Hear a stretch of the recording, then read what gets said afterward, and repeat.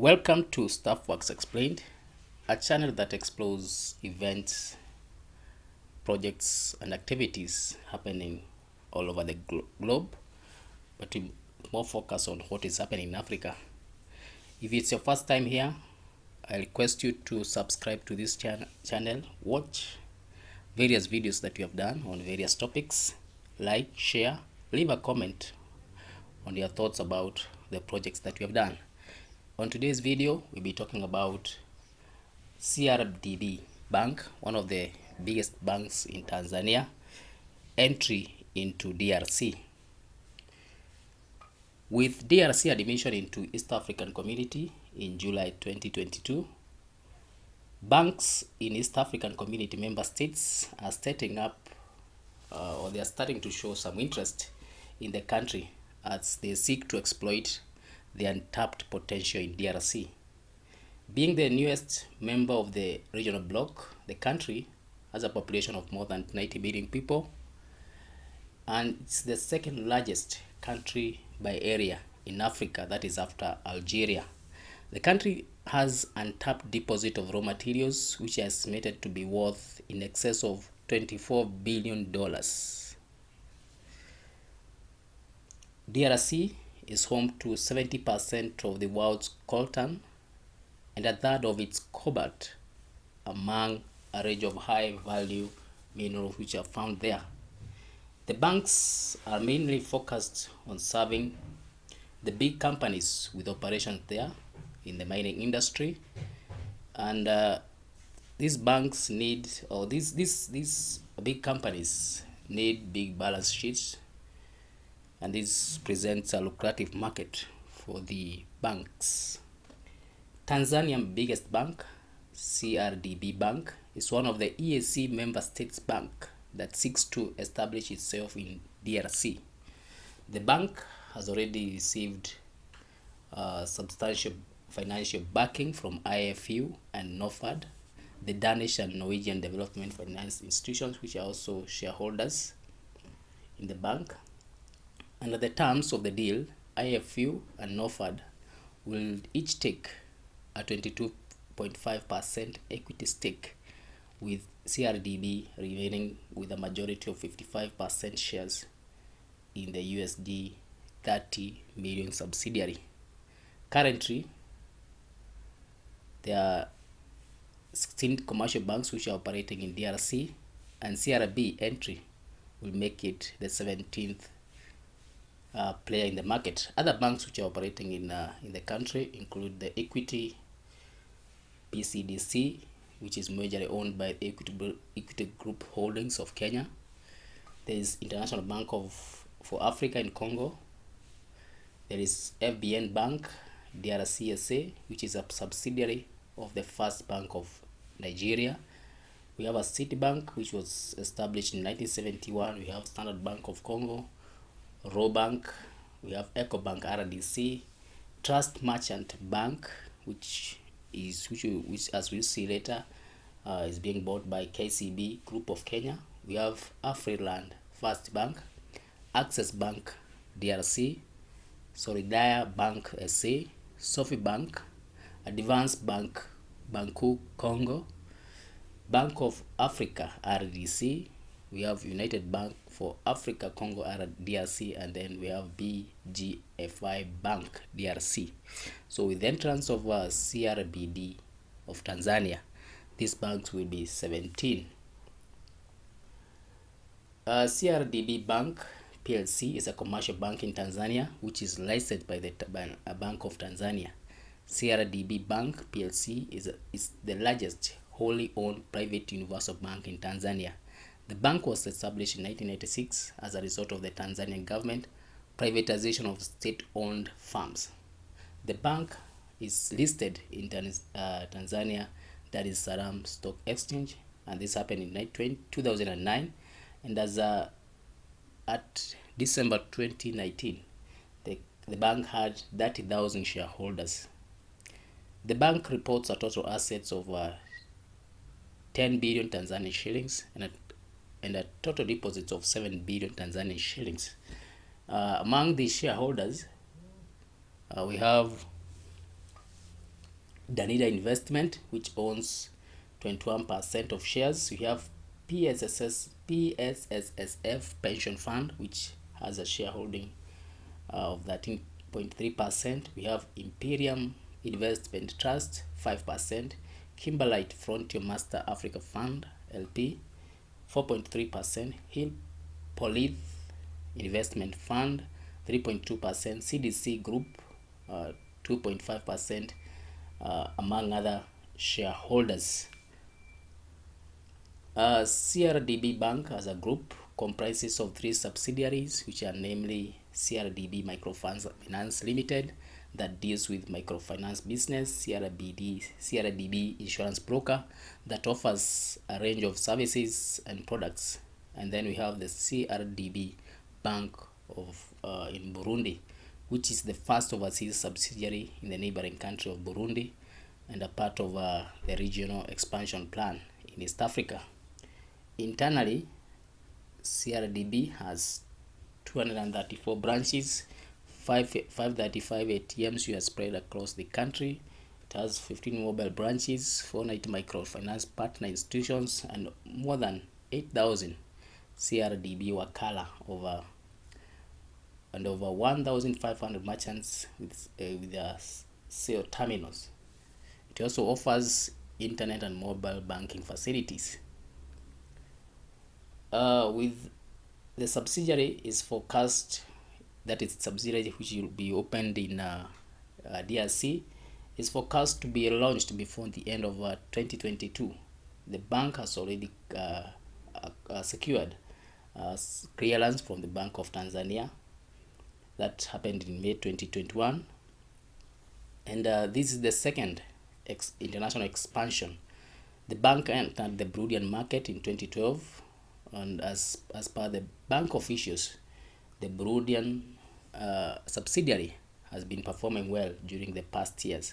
It has recorded a net profit of 12.8 billion in 2021, and the bank is currently operating 3 branches in Burundi. The bank top official see the expansion to DRC as an exciting venture. It provides a unique opportunity for the bank to transform its lives beyond the borders.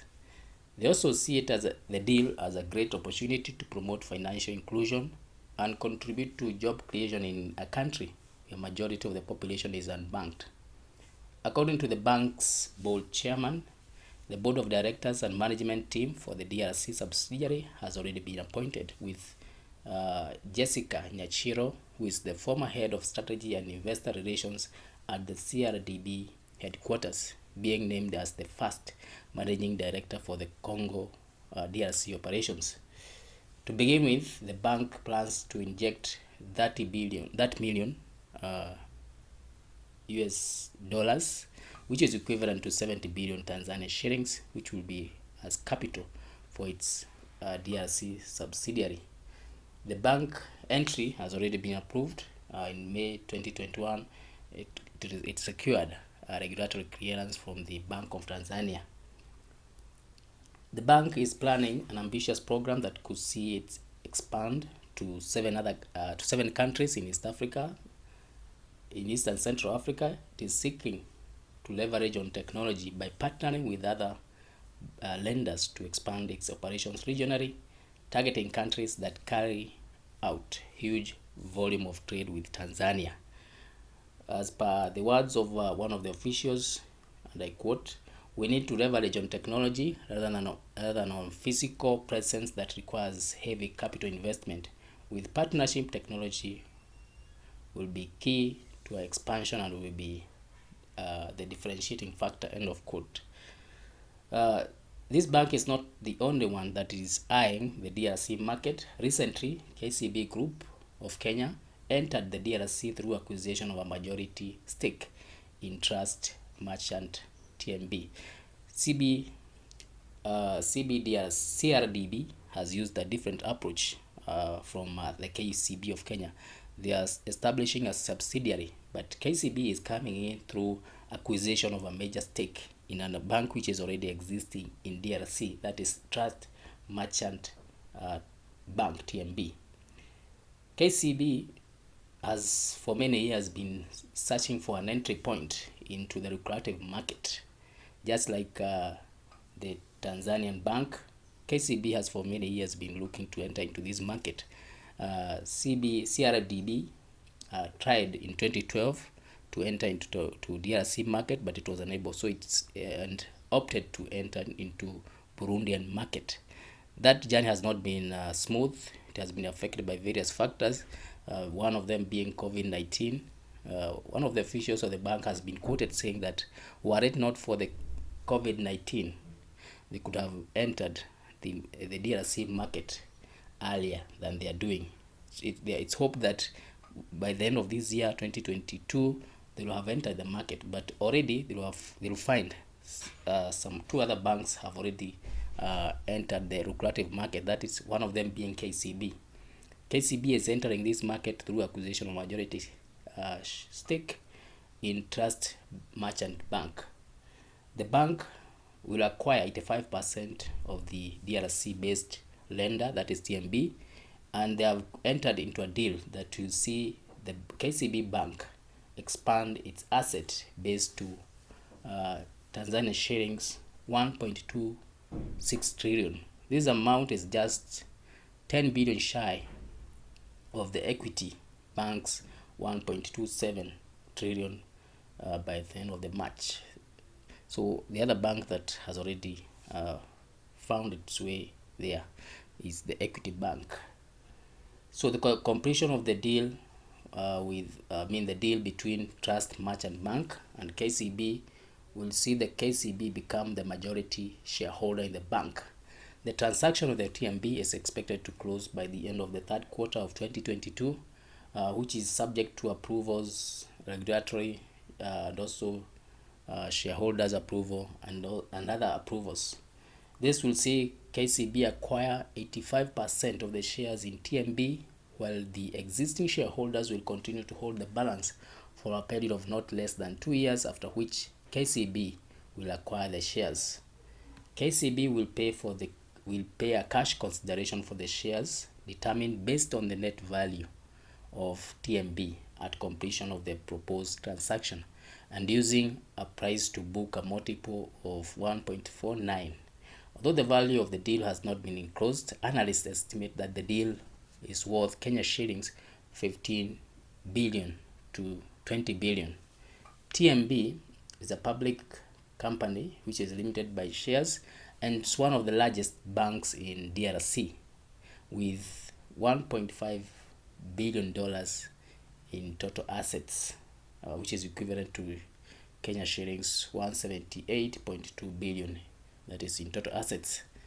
TMB has a strong offering in retail, SME, corporate and digital banking channels. It has over 110 branches and numerous agency banking outlets which are spread across the DRC.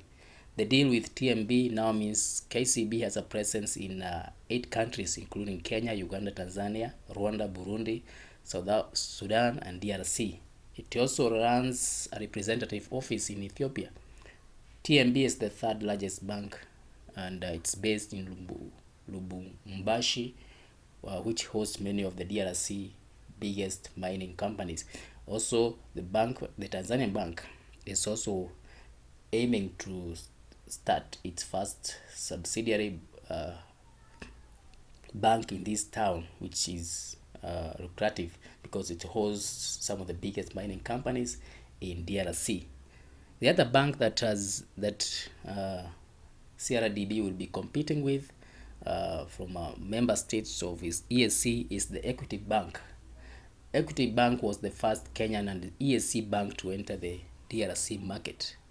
Equity, which entered the DRC in 2015 through a buyout, and also increased its market share in 2020 after it acquired another lender, the BCDC, Banque Commerciale du Congo. In April 2022, Equity announced that it will inject additional capital of $100 million into its BCDC subsidiary in an effort to strengthen its capital base. Equity, the only local lender with presence in DRC, earned 4.6 billion Kenya shillings gross profit, which is larger than the combined of 4.4 billion that the 7 Kenyan banks earned in Uganda. So entry of CRBD into DRC market will make 3 banks from the EAC member states. These banks are taking advantage of the DRC entry into EAC, and they want to exploit the huge potential that DRC presents. So we'll see how these banks compete. We'll see how these banks fare. We'll see whether CRBD will be able to break even as it did in Burundi 10 years ago. We'll see whether KCB will continue with the same positive trajectory as it has presented in other countries that it has ventured in EAC market and beyond. So thank you for watching this video. We'll be doing more of this, looking at the East African market and also other markets in Africa. So thank you for watching. Leave a comment on your thoughts about East African Member States Bank venturing into DRC. Also, you can share the video, like it, and also watch other videos that we have done on other topics. So thank you.